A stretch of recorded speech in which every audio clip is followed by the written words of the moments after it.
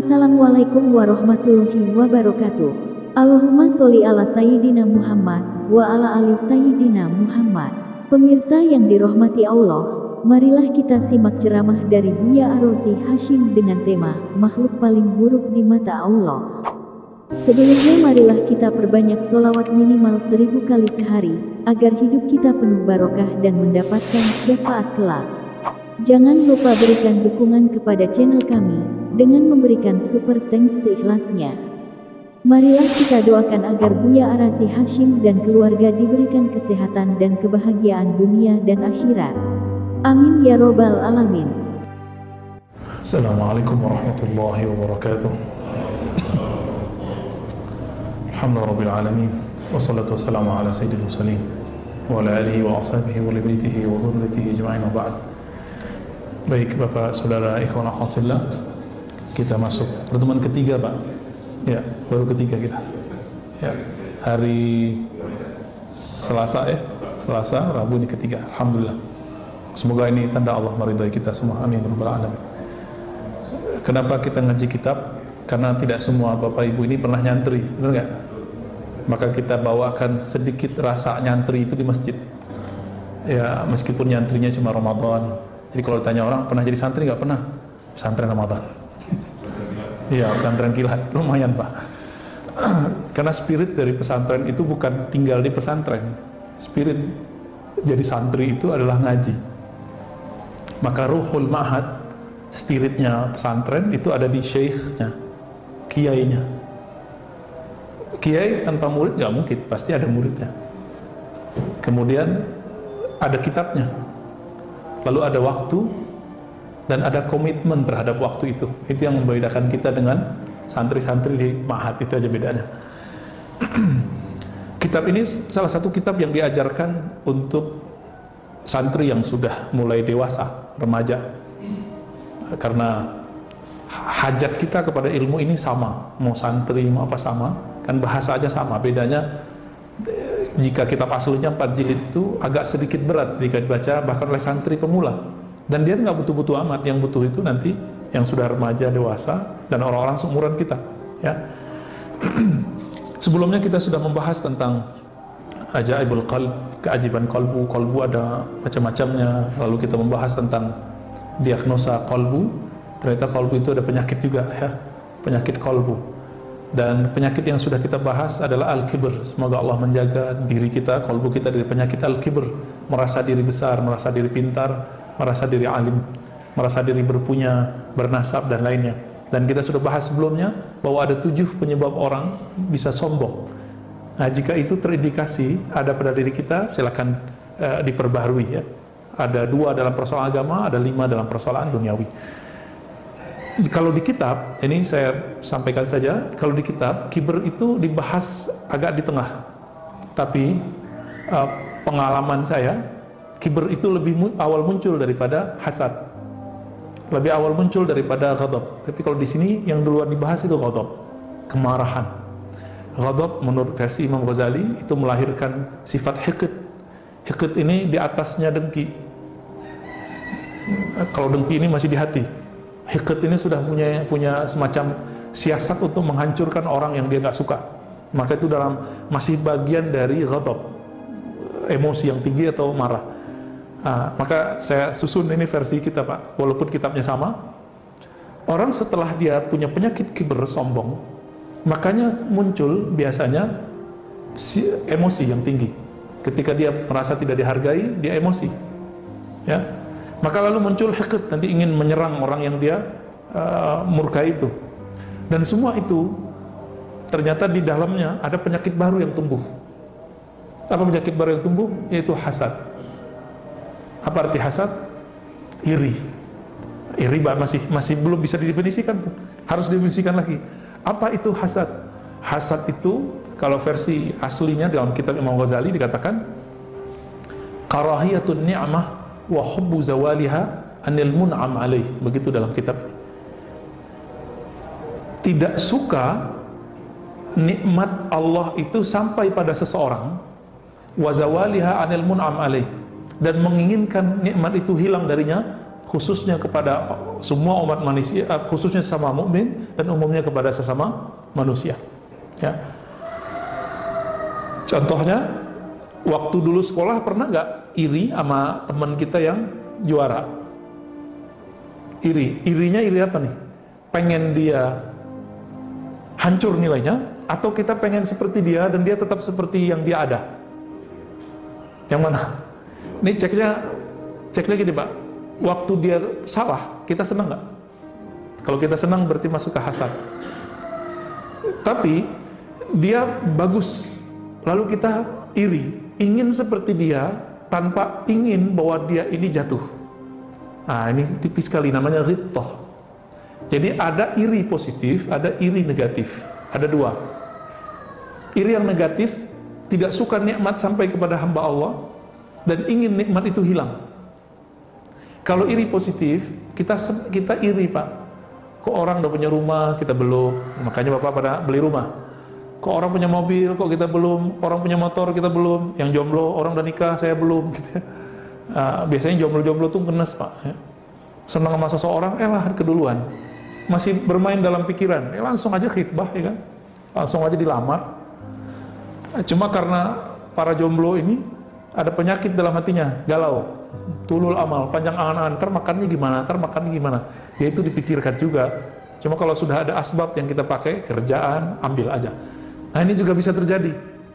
Makanya ada orang melet, nyantet orang-orang yang dia suka, yang tadinya dia suka, terus orang itu nggak menyukai dia. Nah, ini bisa sampai ke sana ya. Jadi rumusannya sederhana. Saya senang kalau bahasa sederhananya, saya senang kalau orang itu susah. Saya susah kalau orang itu senang. Nah, itu berarti kita hasad ya. Tapi kalau saya senang orang itu senang dan saya ingin seperti dia, namanya ghibthah ya. Yang pertama, kita tidak senang dengan kebahagiaan orang, dengan nikmat yang orang dapatkan, ini haram hukumnya. Dan itu dicela di dalam Al-Quran. Al-Quran menyebutnya min syarri hasidin idza hasad. Jadi aku berlindung dari keburukan orang yang hasad jika dia hasad. Allah menyebut bahwa orang ini adalah makhluk terburuk. Kan qul a'udzu birabbil falaq min syarri ma khalaq. Aku berlindung kepada Allah pencipta pengatur falak. Falak itu cahaya di subuh hari. Dari seburuk-buruk makhluknya. Seburuk makhluknya itu salah satunya siapa? Orang yang hasad. Bahaya Pak, sangat bahaya. Dan di dalam Al-Quran yang diceritakan orang yang hasad itu bukan orang yang punya duit.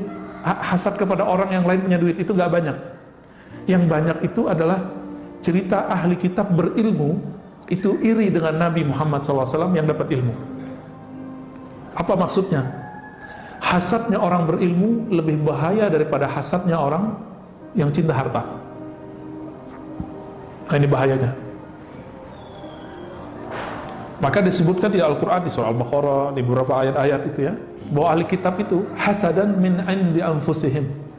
Mereka ada hasad di dalam diri mereka. Jadi hasad itu dalam nafs, anfus, jiwa. Kalau dia sudah menguasai, maka dia menodai kolbu, maka kolbu jadi berpenyakit. Jadi di kolbu itu nggak ada hasadnya, yang ada itu cuma efeknya, kibir, sombong. Di kolbu nggak ada Pak, yang ada itu di nafs, di jiwanya. Efeknya kolbunya jadi hitam.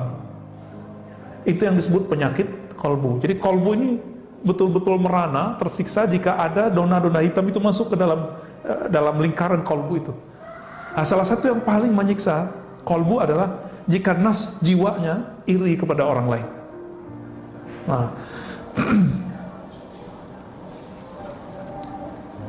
di dalam Al-Quran itu juga disebutkan surat Al-Imran misalnya, in tamsaskum hasanatun tasu'uhum wa in tusibkum sayyi'atun yafrahu biha wa in tusibkum sayyi'atun yafrahu biha.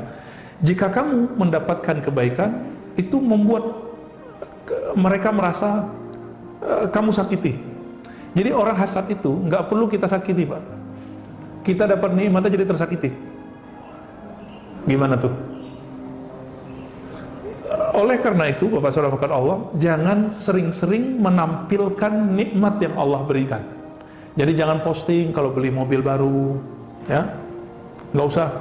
diposting punya rumah baru, nggak usah Pak. Posting kalau lagi ke tempat yang baru, itu bikin nyesek orang, karena tidak semua orang seberuntung Bapak ini. Kecuali kita sharing untuk orang-orang yang menjadi murid kita misalnya, supaya mereka termotivasi, itu boleh-boleh aja. Tapi tidak semua begitu. Makanya Imam Ghazali mengatakan di kitabnya, kullu man'umin mahsud. Setiap orang yang diberi nikmat pasti ada yang hasad kepadanya. Dapat istri baru tuh kan. Makanya ada aja yang jomblo-jomblo, apa yang muwahhidin, yang menikah dengan satu istri itu pasti nyinyir sama ustadz poligami, benar nggak? Sama teman yang poligami itu ramai sekali. Itu bagian dari hasad juga, ya. Bagian dari hasad juga. Akhirnya mereka senang nih, ada ustadz lagi cerai sama istrinya yang pertama, baru senang, diceritain, di posting. Ini tanda kalau kita hasad sama dia. Ya. Adapun dalam persoalan duniawi, Bapak Saudara makan Allah, rasa iri tadi lalu membuat kita pengen seperti dia, lalu kita bersaing, itu boleh-boleh aja. Dalam masalah ukhrawi, kita melihat ada orang yang baik, lalu kita pengen seperti dia, itu bagus, nggak apa-apa ya. Maka di Quran itu ada fi dzalika falyatanafasil mutanafisun, ya, surat Mutaffifin, ya. Dan dalam hal itu maka silakanlah kalian bersaing, ya, bersaing yang positif. Kalau dalam hadis kita menemukan la hasada illa fisnatain, hadis Bukhari Muslim. Tidak boleh hasad kecuali dalam dua hal. Kita nggak boleh iri sama orang kecuali dua hal. Berarti iri positif ya. Coba lihat Al-Quran, Sunnah mengajarkan ada yang positif dari iri. Pertama, rajulun atahullahul Quran. Ada orang yang Allah berikan ilmu terhadap Al-Quran, fayatluhu ana al-laili wa ana an-nahar. Lalu dia membacanya siang dan malam. Dia mempelajarinya siang dan malam. Bapak kalau ngelihat ada orang baca kitab bahasa Arab gundul, iri nggak Pak? Harus iri Pak.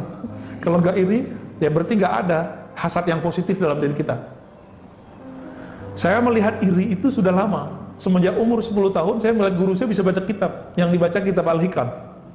Ada perasaan terpendam dalam hati, pengen baca ada kitab. Gimana caranya? Pas kita lihat kayak cacing Pak. Ini ada barisnya nih, kayak cacing. Dulu kitab-kitab jadul lebih parah dari ini. Tulisannya rapat, kecil-kecil, dan nggak ada titik komanya. Kalau ini sudah ada komanya, dia dikasih oleh si pentahkiknya, ya, editornya. Jadi kitab jadul itu titik dan komanya fa dan waw. Ada fa, waw, koma, itu sama dengan titik koma, atau summa, atau amma ba'du. Dulu nggak ada titik koma. Kalau kita melihat ada orang bisa berzikir setiap hari, dia punya guru mengajarkan dia zikir, kita iri nggak? Ini dia belajar zikir apa sih? Ini contoh nih, mohon maaf ya, antara azan dan iqamat itu ngapain? Bengong berzikir. Zikir apa? Ya zikir aja nggak jelas gitu. Orang kalau dia punya guru zikir, itu gurunya akan bimbing dia, nih baca. Oh hadisnya kan banyak Ustaz. Ya sebanyak itu hadis, bingung nggak milih yang mana? Nah di situ perlunya ada guru. Biasanya kalau sudah ada guru, kita akan istiqomah mengamalkan satu zikir sampai zikir itu berbuah, baru pindah ke zikir berikutnya. Harus iri sama orang begitu, iri yang positif. Sedangkan ahli kitab itu iri kepada Nabi. Nabi diberikan Al-Quran oleh Allah wahyu, tapi tidak membuat dia ingin meniru Nabi, tapi malah ingin menghancurkan Nabi. Iri yang kedua, yang boleh, ya. Rajulun atahullahu malan. Seseorang yang Allah berikan harta, fa yatasaddaq bihi ana al-laili wa ana an-nahar. Lalu orang ini berinfak, membelanjakan hartanya di jalan Allah baik siang ataupun malam. Nah, ada satu makna mengenai apa makna siang dan malam. Membaca Quran, membaca kitab, berzikir siang dan malam, bersedekah siang dan malam, apa artinya? Ternyata dalam beberapa makna di kitab disebutkan beramal di siang itu maksudnya ketika orang melihat dalam keramaian, sedangkan pada malam hari itu maksudnya beramal ketika orang tidak melihat. Nah ini yang perlu kita iri. Jadi orangnya itu dia baca Quran di sini, di masjid ataupun di rumah sama ramainya, sama rajinnya. Siang dan malam ketika banyak orang siang hari, ataupun ketika orang tidur di malam hari. Nah orang itu yang perlu kita iri ya. Maka bersedekah juga begitu. Jadi kalau kita nama kita diketahui orang bersedekah, itu berefek ya Pak? Menaikkan status rohani nggak di sisi Allah? Enggak. Jadi perlu nggak nama kita disebut kalau kita sedekah? Hah? Nggak perlu. Kecuali Bapak punya perusahaan jualan CSR, terus pengen namanya dimasukin ke dalam daftar ya, mungkin kalau marketing. Tapi niat kan sudah nggak benar. Karena niatnya nggak benar, innamal a'malu binniyat wa innamal likulli imri'in ma nawa. Apa yang diniatkan pasti terjadi. Saya bantu orang niatnya supaya laku yang saya jual, akan Allah buat laku, tapi setelah itu dia tidak dapat apa-apa di akhirat. Baik. Apa yang membuat orang bisa hasad? Di sini ada banyak ya, tapi belum buat rumusannya. Ada 1, 2, 3, 4. Ada 4 mah. Ini yang paling besar. Pertama, al-adawatu wal baghdha, permusuhan dan kebencian. Nah, kalau ini biasa.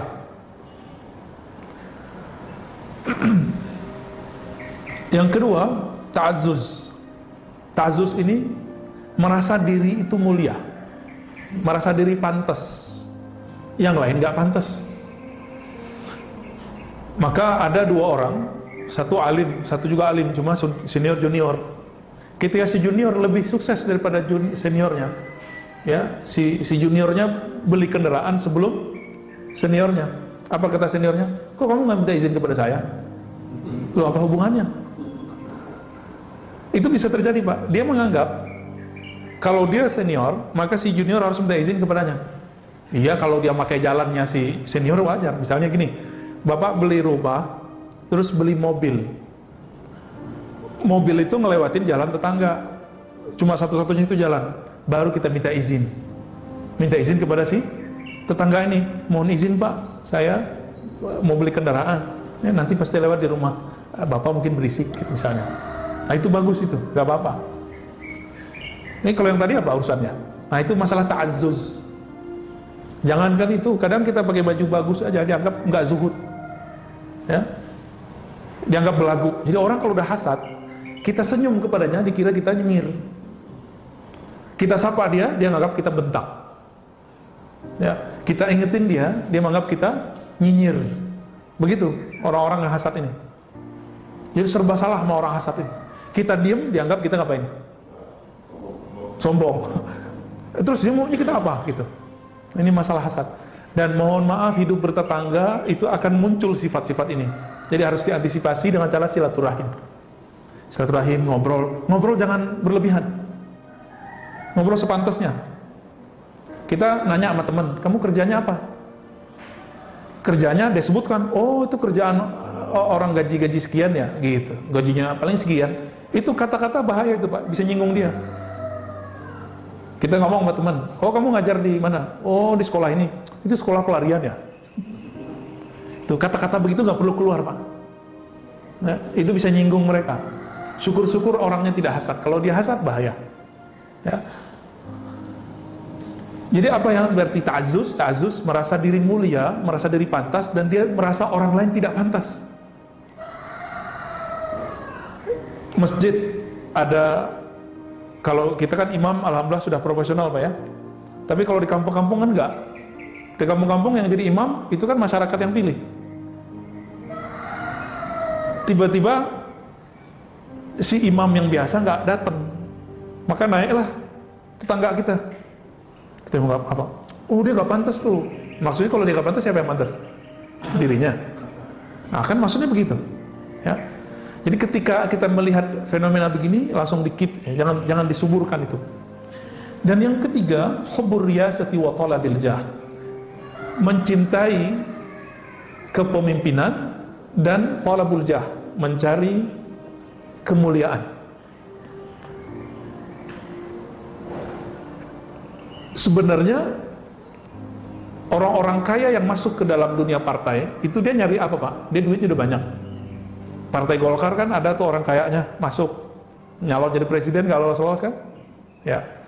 Ada juga partai-partai yang sering ngasih bantuan ke kaki lima tuh, yang punya MNC. Ya, kurang apa dia? Duit udah banyak, TV usaha udah banyak. Apa kurangnya dia? Istri cantik, mobil banyak, rumah bagus. Kurangnya apa? Dia nggak kurang apa-apa Pak. Dia pengen yang ini nih. mencari riasah, mencari kepemimpinan dan kemuliaan. Materi udah punya, nah dia mau cari imateri. Dia kira imateri itu salah satunya ingin berkuasa. Ya. Yang paling lucu, orang gampang dibisik-bisikin. Maka sekelas raja dangdut aja kenapa? Padahal dia kan ustadz juga tuh. Kata orang sama dia, Bang Haji, kalau bukan Bang Haji yang maju, siapa lagi yang maju? Negerinya hancur. Wah, iya juga ya. Akhirnya dia buat partai ya, syukurnya partainya nggak inilah, akhirnya dia nggak terjun banyak. Karena kasihan, sudah seumur beliau, ya nikmatilah masa pensiunnya. Jadi pembisik-pembisik ini bahaya, Pak. Hidup jangan karena si pembisik, hiduplah dengan kata hati. Jangan hidup dengan bahasa si pembisik ini, capek kita. Nah, orang-orang yang sibuk memikirkan orang lain, Imam Ibn Athaillah menyebutnya al-murid al-jahil, murid yang jahil. Jadi orang yang jahil itu bukan orang nggak sekolah, bukan. Tapi yang jahil itu siapa? Yang mendengarkan kata-kata orang untuk mencari kebahagiaan. Nggak akan pernah bahagia, Pak. Zaman SBY dulu masih ingat nggak, Pak? SBY itu takut dikritik. Maka dia, ini saya ketemu dengan salah satu pejabat di Malaysia, ketemu SBY, ya, atau satu majelis dengan SBY. Itu SBY ngomong apa? Nangis, karena wartawan itu betul-betul berani sama presiden. Cuma karena dulu naikin harga Pertamina, ya, itu langsung dikatakan oleh mahasiswa di kampus dulu, SBY kafir. Ya gak ada urusannya sih sebenarnya, kafir menaikin bensin. Tapi dia nangis. Makanya SBY itu banyak diamnya, hati-hati. Versi orang yang berbaik sangka. Kalau versi orang gak baik sangka disebut apa? Kalau kita nyebut dia nih lamban, nah ini versi siapa nih? Versi orang yang nggak suka sama dia, wah SBY lelet gitu. Tapi bagi orang yang suka sama dia, SBY hati-hati. Tapi kan nggak banyak yang bilang dia hati-hati, Pak. Nah giliran ada Yusuf Kala, kemudian sekarang presiden sekarang nggak banyak diamnya, banyak kerjanya, salah juga. Jadi nggak ada di dunia ini orang akan benar terus. Tidak akan ada di dunia ini orang dipuji oleh semua orang. Nggak bakal mungkin, ya. Maka masyayikh kita dulu sering membacakan sebuah kalam-kalam mahfuzat, ya. Ridwan nas, ya, ghayatun la tudrak. Ridho semua orang itu adalah tujuan yang tidak akan pernah engkau capai. Maka pilihlah jalan yang kamu kuat di situ. Jangan mencela-mencela nggak jelas, Pak. Pilih jalan yang di situ pasti ada orang yang suka, di situ pasti ada orang nggak suka. Jalan kita jelas. Maka waktu saya mengajar kitab-kitab ini, kitab Tazkiyatun Nafs, Riyadhutun Nafs, kitab tasawuf kata orang, kitab zikir, kitab hikam Ibn Athaillah, itu sahabat saya ngomong, banyak itu, bukan 1-2 orang. Antum nggak takut nanti dibenci oleh kelompok fulan, kelompok seberang gitu? Jawaban saya apa, Pak? Kalau saya beramal karena ingin dipuji si fulan, kelompok A, B, C, D, maka saya akan membuat dia senang misalnya, tapi saya akan dibenci lagi oleh kelompok yang lain. Nggak mungkin saya disukai semua orang. Jadi saya memilih sekarang untuk siap dibenci dan siap juga disukai. Suka, ada orang yang suka ilmu tentang Tazkiyatun Nafs ini, Riyadhutun Nafs ini. Ada yang nggak suka, nggak apa-apa. Ntar orang bilang kita ngedongeng, ya nggak biarin aja. Ada orang bilang ahli bid'ah, syubhat, itu resiko, Pak, resiko di jalan Allah. Dan salah satu ciri-ciri pejuang di jalan Allah, la yakhafuna laumata laim. Tidak takut dicaci orang-orang yang mencaci.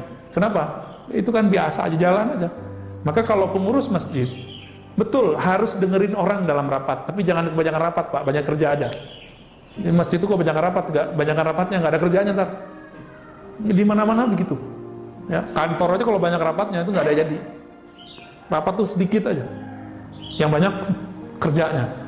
Kalau kita rapat, pasti kita disalahin orang, dikritik orang, oh berubah lagi.